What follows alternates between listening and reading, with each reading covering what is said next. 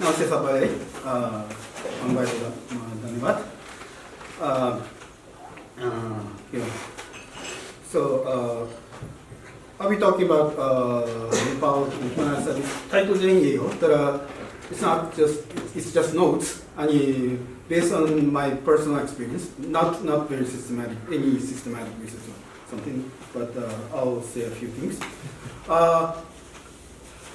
Like this. I'll start with some conceptual orientation about thinking about anthropology and area studies.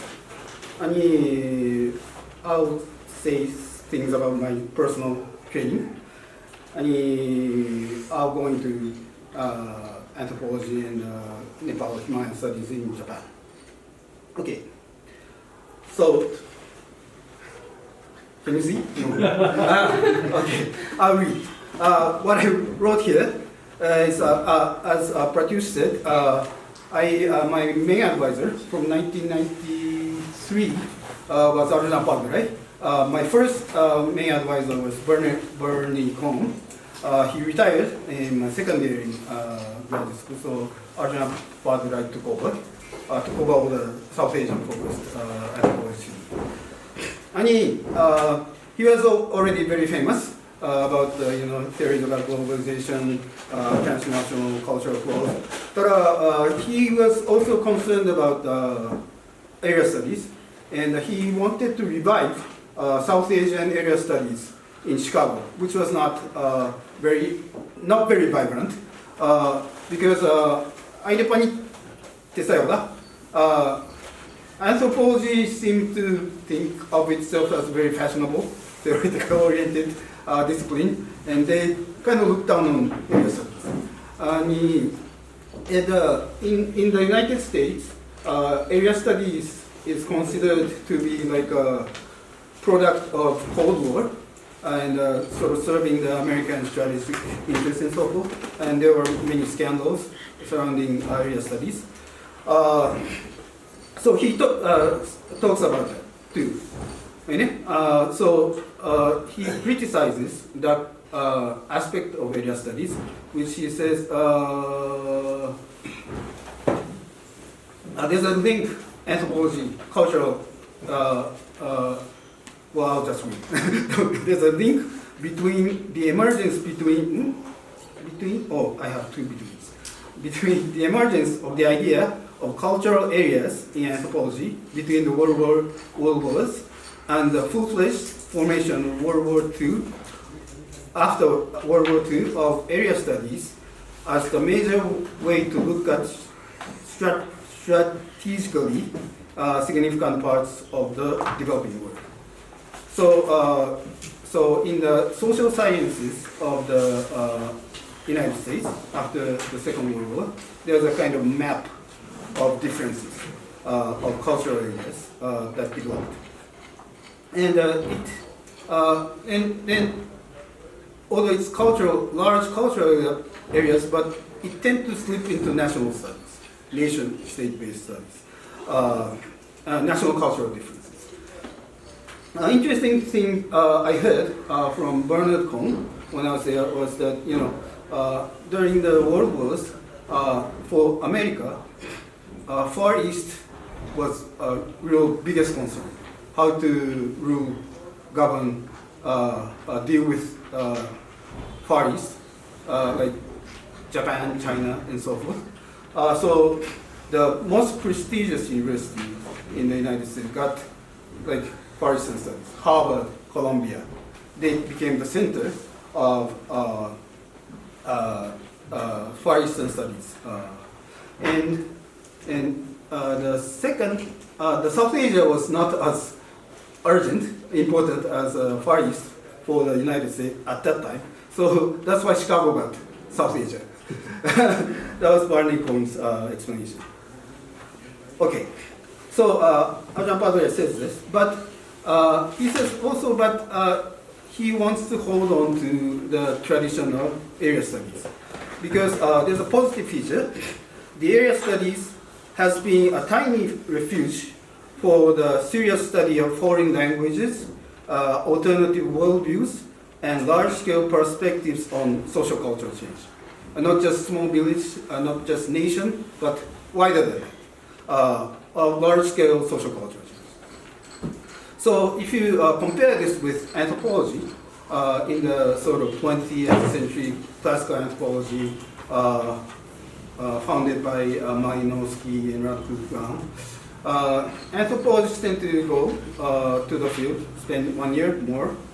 Malinowski spent many years, but in one small village or island, so it's much smaller than the nation. So area studies in Arjun Appadurai, the kind of area studies that Arjun Appadurai wanted to promote or revive was something that looks at larger formation, something larger than the nation state. Okay. So when I was there at Chicago from 1992, it's a very vibrant place for kind of people, with many people, scholars, famous scholars working on South Asia. Milton Singer was still alive when I got there in 1992. He died a few years later, but he used to attend seminars and give sharp comments. And Mackie Merritt was still there. I think he's still alive. And Barney Cohn, Ron Indian, Rudolph, Sheldon Pollock, Sanskrit, and Arjun Appadurai came in 1992. His wife, Carol Breckenridge, and Dipesh Chakrabarty joined somewhere in the mid-90s. Okay. So, but our complaint, anthropology students who want to, I had like two other classmates trying to work on South Asia. One in India, one in Pakistan. And, but we didn't have any introduction to South Asia courses in anthropology. And we never got, so we had to do a reading group ourselves. And in my case, I knew I wanted to study about Nepal, go back to Nepal. So after 3 quarters, after the first year in Chicago, I went to University of Wisconsin. Oh, this is wrong. University of Wisconsin-Madison. So they have a Center for South Asian Studies, and they provide classes for many South Asian languages. And they had a Nepali, intensive Nepali course for the summer. And it was taught by Krishna Pradhan and Gautam Vajracharya, who also teaches Indian art, Sanskrit, and so forth. So I think I spent like 2 months there taking a Nepali course. And that was my first formal Nepali language training. I had been to Nepal before. I could speak like broken Nepali, grammatically very wrong Nepali. This was the first formal course. So I spent summers in Nepal after that. So I had personal Nepali lessons with Krishna Bhakta Pradhan, who afterwards moved to London to teach at SOAS. And I think he's back now. He's published a big Nepali English dictionary. And my wife Yasuko and I used to go to his Tamil house in learning Nepali. And afterwards, I had basic Nepali knowledge, grammar, and so forth. But when I started my fieldwork in Sangyan district, I couldn't understand what people were saying, although they were speaking Nepali. So it was a different accent and sort of village areas in Sangyan. But I got used to it after some time, and that was my practical training in spoken Nepali. Okay. So I spent many years, 3 years, 2.5 years in my first fieldwork, and then Yasuko and I, my wife Yasuko and I moved to New York where she did her graduate study, but I didn't finish my PhD writing. I wasn't writing much, so I returned to Nepal for her fieldwork in Nepal in 2003. And I finished my dissertation around 2004. And I was just hanging out in Nepal, jobless. But somehow I got a job at Kyoto University, so I moved to Kyoto in July of 2005. And it's called Graduate School of Asian and African History at Kyoto University, where I teach.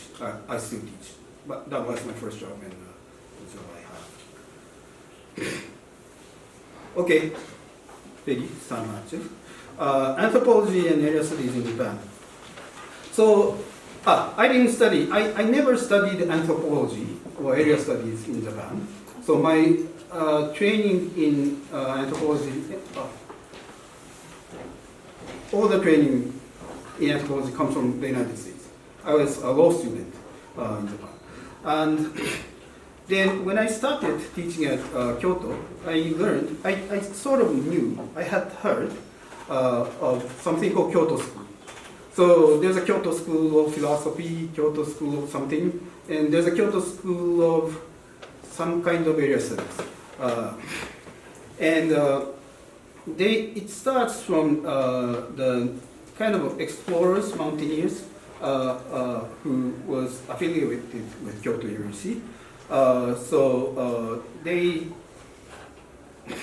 They wanted to climb Himalaya and go to different places. So they organized scientific, what they call scientific expeditions, and visit different places.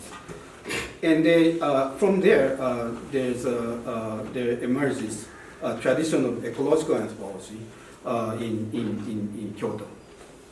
So Kinji Imanishi was one of the founders of this Kyoto School of Ecology and so forth. And he's a co-founder of Kyoto University's Primatology Research Center, which is actually primatology in Japan. Kyoto School is very famous among the primatologists worldwide. Because they had a different approach to studying monkeys. So the Western European researchers tended to focus on the individual monkeys or primate. But Kyoto School people identified each monkeys, they remember the faces and so forth, and they studied monkey as a society of monkeys, like social structures, communication between different monkeys, so forth. So this became very famous. And these primatologists, from these primatological training, some people started studying about people, whom they thought were primitive people, using the same methodology. And Kinji Imanishi also had wrote about evolution. He had his own theory about evolution, which he said was different from Darwin's. Survival of the fittest was Darwin's evolution theory. And Imanishi Kinji said something called sumiwake in Japanese. It's a habitat segregation theory. So different species don't have to compete, not necessarily compete with each other. They just find a niche in the ecology where they can live, and they adapt themselves to this niche, and that's how they develop their features. This is a habitat segregation theory of evolution, which was famous for a while in the 50s. And after Imanishi, they did scientific expedition with many, scholars, students belonging to Explorers Club or Climbers Club, Mountaineering Club in Kyoto University. So Jiro Kawakita was one of them. You might have heard Jiro Kawakita. So he was a member of Manasu expedition in 1953 and leader of Northwest Nepal scientific exploration in 1958. And he's credited with for expanding Imanishi-style ecology towards anthropological direction and covering human geography and cultural and historical processes. So he wrote a series of articles on cultural ecology of the Himalayas. And he has an English book titled The Hill Magars and Their Neighbors. Even smaller. So Kawakita's proposed something called vertical structure of the cultural ecology of the Himalayas. So basically 3 areas. Very high, above 2,900 meters. Okay. It's like a nomadism, Tibetan civilization, and so forth. And culturally heightened individual. B, what he call half civilized, half civilization, half tribal zone, from 1,200 to 3,000 meters, and Tibetan plus Tibetan, tribal plus Hindu, below 2,000. Above 2,000, they're Tibetan related cultures, and below 2,500, there's Tibetan and Hindu. And composite culture, he called, simplified caste structure. And see, Hindu civilization zone below 1,200, and you have sal trees, Shorero robusta, and the broad-leaved forest zone, and so forth.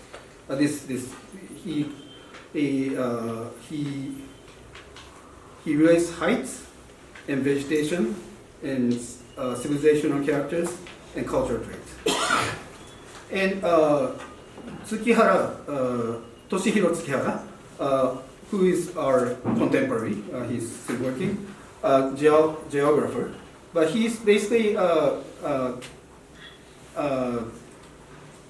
developing his geography starting from Kawakita's structure, but emphasizing the importance of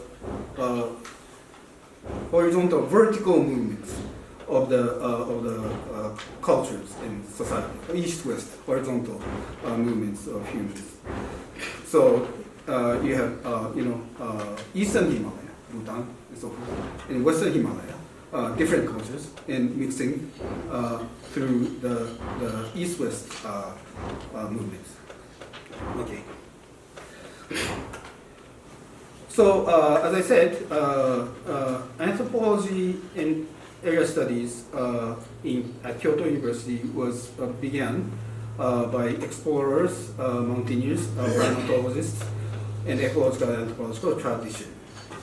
And it moved, it was inherited by African studies people, mainly. And so we had, Kyoto University became a center of African studies in Japan. And also, there's a center for Southeast Asian studies at Kyoto University. It was established by the funding from Ford Foundation in the 1960s. So my senior colleagues used to go for demonstration, demonstrating against the establishment of the center because it was founded by the Ford Foundations, the American imperialists. So, but then they got hired later by the Area Studies Institute. But unlike in the United States, Japan has no military kind of schemes about Southeast Asia or anywhere. So they just people who came, or like African studies people, they just wanted to study whatever they found interesting. So there are also mountaineers, mountaineering people and explorers, background people there too. And also the characteristic of the Kyoto School of Area Studies that they include not just humanities and social science, but natural science people. So agronomists, foresters, geologists, medical science people, doctors, they also at the Center for Southeast Asian Studies in African Area Studies. So the graduate school where I teach, Graduate School of Asian and African Area Studies, ASAFAS, was established in 1998 through the collaboration with this above two groups of people, African and Southeast Asian studies people. So I think that this was the first graduate educational program of area studies in Japan. So we have like a 5-year PhD program. You just start, we don't have separate master's course. And just you enter into the PhD program from the beginning, after you got your BA. The reason why they chose to do this is that because of the student faculty ratio required for PhD and master's program is different, I heard. So as of us, we have 30 faculty members, and entering class is 30 students. So 1-to-1 ratio each year. But if you have a MA course, you have to have many more, like more than double, I think, students, so people didn't want to do that. So that's why I have a 5-year PhD program. So it's also interdisciplinary, natural science and ecology, as well as humanities and social science. So I was talking about Kyoto, but of course there are other centers, universities. And Tokyo University is supposed to be the, Tokyo University is the largest, most prestigious national university in Japan. Kyoto is considered the second prestigious. And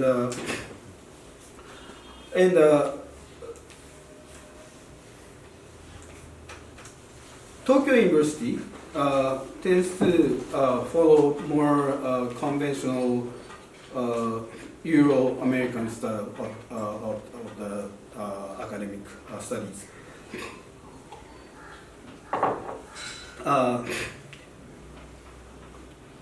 Okay. What did I say? So, and there's in Tokyo. Besides Tokyo University, there's a Tokyo University of Foreign Studies,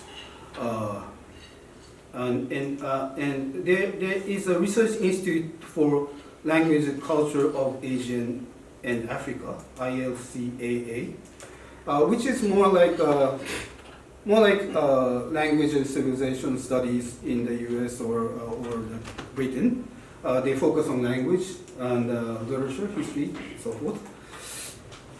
And University of Tokyo Anthropology Department is a larger for Euro-American trends. Chie Nakane was a professor at University of Tokyo and anthropology department, teaching anthropology. And Hiroshi Ishii, who works on Nepal and Nepal, is a graduate of University of Tokyo and professor at the ILCAA, Tokyo University of Foreign Studies.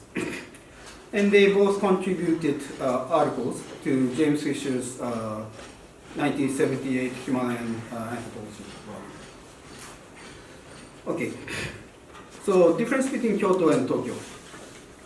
So I heard there was I think in the 80s, the debate between Kyoto University professor and Tokyo University professor, whether you should read books before and articles before you go to the field.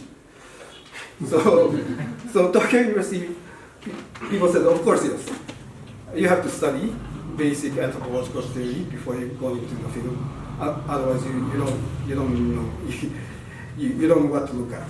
You know? But Kyoto people said no, because if you read like scholarly articles before going to the field, you're biased. You know, you're sort of brainwashed by this scholarly things that what is important about society or people and what is not. So you tend to overlook what is more interesting actually, but since you're brainwashed, you cannot see it. So there's a big debate. And I think this was exaggerated. I know for a fact that Kyoto University scholars read books. It's a kind of orientation, kind of what kind of style, difference in emphasis, I think. So Kyoto people says you have to go to the field with open mind and find out something interesting in the field. So you could call this kind of experientialism or and it's also empiricism too. And they said, you don't have to read difficult theoretical literature, but you have to observe carefully. Like if you see something still, not moving, then measure it, they say. And if you see something moving, then count them. Like cattle, sheep, and so forth, you should count them. That's the basic data. Yeah. So I think they should tell the students, especially the African studies. So Nepal and Himalayan studies at Asahas. Okay. So far I started teaching in 2005. This is 2024. So far I sat on 19 dissertation committee as a chair. And out of them, 9, I think, I counted, I may have missed 1 or 2. Oh, I counted yesterday. 9 were on Nepal, 2 were on Bhutan, and 1 was on India Himalaya, Arunachal Pradesh. So that makes 11, 12? Yes, and 19. But actually, this is the number 19 is somewhat inflated because I inherited students who were advised by Akio Tanabe, who was working in India, but he moved to Tokyo University. So I took on the students, but I didn't really advise them. I was just a formal chair. So the themes of dissertation: street children in Kathmandu, ethnography of diabetes patients in Nepal, digital translation of Nepali newspaper by Harta, Tibetan and other cultural plural medical practices in Arunachal Pradesh, ethnographic study of the aftermath of the Great Earthquake in Nepal, structuring communism in Nepal, Bhaskar, Gautam, Dhaka weaving in eastern Nepal, soft and hard powers in Japan-Nepal relations. This is also by Nepal student, Sharmila Thapa. Ethnography of literary practices among Tamang people, and society kingship and politics in Bhutan by a Bhutanese student, and single woman in Bhutan. Their graduate student, current graduate student, Ikshana Onbaisa, Ani Agpani. I think they are 6 or 7 working on Nepal, Bhutan. So as she said, she's working on single mothers and citizenship issues in Nepal. Another student working on dress among Dimal people. Another working on street vendors in Kathmandu. Another starting to work on ethnic relations in eastern Nepal. And one person who's actually a mountaineer too. She tried to climb, thinking about studying about children's play in the mountain area. And there's a student working on long-term field work in rural Bhutan, trying to come up with the detailed ethnography in rural life. Okay. So I should say a little bit about Bhutan. So as everyone knows, Bhutan, it was difficult to go into Bhutan to do research, but these mountaineers and explorers really wanted, in Kyoto, really wanted to go to Bhutan. So they worked for many years trying to establish relationship with Bhutan government, ruling people. So they invited Bhutanese queen to Kyoto and so forth. So now Kyoto University has the strongest tie with the Bhutanese authorities. So that's why Kyoto University students can do very long-term field work in Bhutan.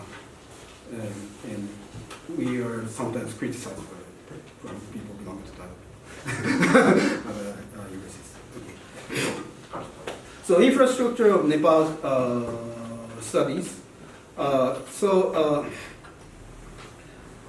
You have to know the language to do research in Nepal, and there are many different languages, but I think you should know Nepali to work in Nepal. So I think language study materials, they are very important. So Hiroshi Ishii published this basic Nepali. It's a textbook. It's called Basic Nepali or Introductory Nepali, but it's very, very systematic, and it has a very comprehensive account of grammatical features of Nepal. So you do learn the Devanagari script in the beginning, and you go through all the grammars. And this is a very good introductory book, but it's in Japanese, Nepali in Japanese. And also very important for us was Nepali-Japanese dictionary, compiled and written by Reiko Saibu-san. She doesn't belong to any university or research institute. She's a just private person, artist. I think she paints, oil painting. But she spent many years in Nepal. So she compiled this Nepali-Japanese dictionary. It has more than 26,000 entries. And these entries were selected from Brihat Nepali Sabdakosh, but sort of revised because there are many mistakes in Brihat Nepali Sabdakosh. So she worked for many years, I think more than 10 years, to work on this and published it in 1997. So in 1997, my parents were visiting Nepal. So they asked me, what do you want us to bring from Japan? So I said, I want nothing else. Please buy this dictionary and bring it to them. It costed more than $300 or so, but they brought me this. It's a very good dictionary. So then we started Nepali language class at Asafas in 2016, because we already had a Hindi course, introductory and intermediate, but we're having hard time finding graduate students who want to study intermediate Hindi, because actually it depends on the year, but we have like a half, the ratio between Nepal studies students and India studies students is like the same, I mean 1-to-1. And Indian people do study India, not necessarily in the Hindi speaking area. But we realize that we are regularly getting students studying Nepal, studying about Nepal. So we said, why not start a Nepali language course? So it's taught by Kenichi Tachibana, who's an anthropologist who did his fieldwork among Japan in 1990. He has a book on Japan in Japanese. And he's a student of Hiroshi Ishii, and he's using the material produced by Hiroshi Ishii. It's a somewhat simplified version of his basic Nepal book. There's also an informal Nepali language reading group in Tokyo, led by Haruhito Nozu. I don't know if you've heard of him. He spent many years in Nepal, and he did masters in Nepali language and literature, I think, from TU. I heard he translated Japanese folktale into Nepali, which is in some of the Nepali textbooks. And he's an expert, foremost expert of Nepali language in Japan, translator. And there's a group, Nepali language study group in Tokyo, led by him, and participated by anthropologists of my generation, like Katsuro Nawa and Seika Sato, and so forth. So I know they were reading Kumokian with Nozu for a while, and they're studying other texts, I think. So the students at Asafas, they are encouraged to go to the field early. So in their first year in the graduate school, they're encouraged to go to the field. So it's a Kyoto style. Tokyo University, other traditional anthropology departments, they make you study anthropology for the first 2 years before going to the field. Kyoto University, they say just go. And so they're encouraged to go. The school starts from April, and they are encouraged to go to wherever the field is, Nepal or wherever, in summer. So July, they're there. And we have funding, public funding we gathered, and we provide at least partial funding, like airfare, for students to go to the field. And students come from diverse backgrounds. So we get some students with anthropology major as undergrads, but that's not a majority. So international relations, international studies, politics, law, different students come. And I didn't write it here, but I give them introductory course on anthropological theory, beginning from 19th century scholars like Durkheim, Weber, Marx, and so forth. So we have Nepali language instruction, Nepal and Himalayan Center, Himalayan focused seminars we do, and so these I think is not very Kyoto, but I think we inherit from tradition, like people like Hiroshi Ishii in Tokyo. This is the last slide. But I'm thinking currently, well, I've been thinking about this for some years, but I haven't really started this. But I'm thinking that we should reactivate the interdisciplinary tradition of Kyoto University. Not necessarily this scientific exploration tradition, but interdisciplinary.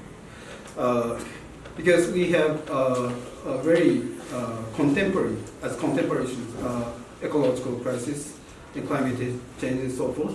So I think we need an interdisciplinary group of people to work on these issues, including anthropologists. So ASAFAS has specialists on forestry, agriculture, medical science, historians, and zoologists. We had a new faculty member who works on snow leopards.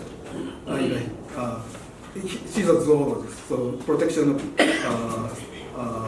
snow leopards in the Himalayan and other areas. So I'm trying to sort of get some things started as a collaborative research project in Kyoto.